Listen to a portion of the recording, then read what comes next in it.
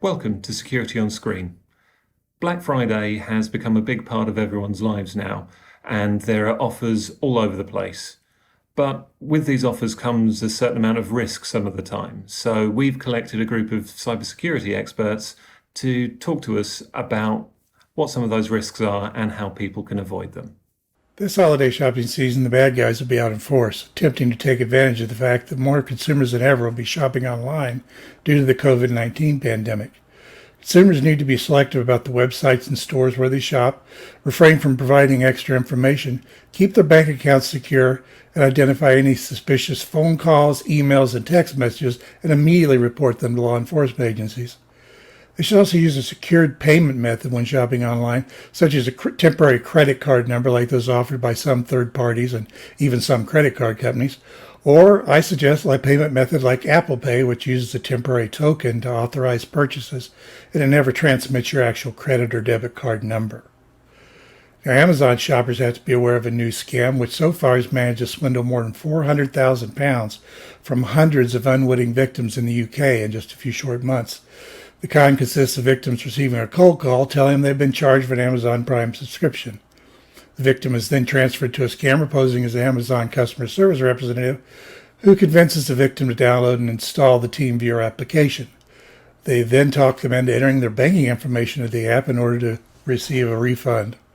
Once the bad actors have the victim's banking information, they then funnel their money out of the account. So far, reported 200 people have fallen for the scam, and another 300 say they received the call but didn't fall for it. You can count on that if the scam continues to do well in the UK, it'll expand to the US and other countries. Some tips to stay cyber secure over Black Friday. Recognize that criminals will be sending you many inciting offers via email, phishing emails, or running adverts even on some websites that offer you fantastic discounts and savings. What they're banking on is for you to click on those links and go through and either enter your password or give up some other personal information. So be very wary of those. If you think that your favorite website is offering you a deal, don't click on the link. Go directly to the website, log onto your account and see if there's actually a legitimate offer running or not. Also, stick to websites that you know and trust and have transacted with in the past. Not only stick to them, but stick within the confines of them. So, for example, if you transact through eBay, stay within the eBay messaging system. Don't fall victim to people saying, hey, email me outside or text me or phone call and I can get you a bigger discount, because you lose all the protections that the site offers you. And finally, go through and check your statements after the whole frenzy is over. It's very easy to buy things or have charges added that you're not aware of. So go through them and check those and report them to your bank or card issuer as soon as possible if there's anything untoward. With so many digital transactions and online shopping payments taking place over Black Friday and Cyber Monday, everyone needs to pay attention to the scams and fraud techniques that we're likely to see. Indeed, Feedzai has just launched our quarterly financial crime report, and after analysing over 4 billion transactions, we can see that fraud is up over 60% since COVID began.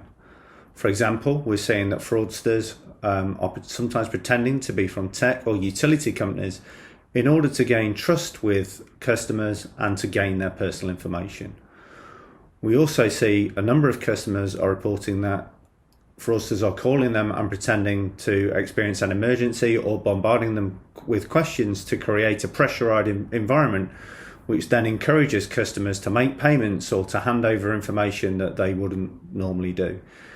In all of these examples, the use of pressure and the use of information is being committed by the fraudsters in order to gain access to payments and to financial instruments that they wouldn't normally do. So here are my 4 top tips in terms of how to stop scams and how to stay safe during Black Friday. Firstly, don't provide personal financial information to people that you wouldn't normally provide this to. If someone is asking you to provide this information, take your time and establish whether it is a legitimate reason. And if somebody's encouraging you to act quickly, then that you are very likely in the presence of a scam or a fraudster. Number 2, never transfer money in order to try and solve a problem. If somebody says that moving money from your account or even receiving money and then transferring it back to that person from your account is required in order to solve a problem that your bank or organisation are experiencing, then again, this is very likely to be a fraud, and this is not something that a legitimate organisation would ask you to do. So in this time, again, take your time and think about whether this is likely to be legitimate.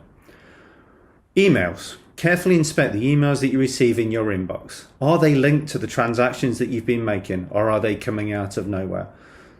Are these links suspicious within emails, or do they look legitimate? Can you verify them by searching for the company separately rather than clicking on the links within your inbox? And if they ask you to submit personal information, think about whether they've already got that information and whether this is a link that you normally use based on your history and previous interactions. If it's not, then it's likely to be a fraudster. This also applies to text messages and more recently mobile apps where fraudsters are seeking to harvest your information. And then finally, my fourth tip is, if you're not sure and you think you're in the presence of a scam or in presence of a fraudster, then find a number from a legitimate source to contact your organisation.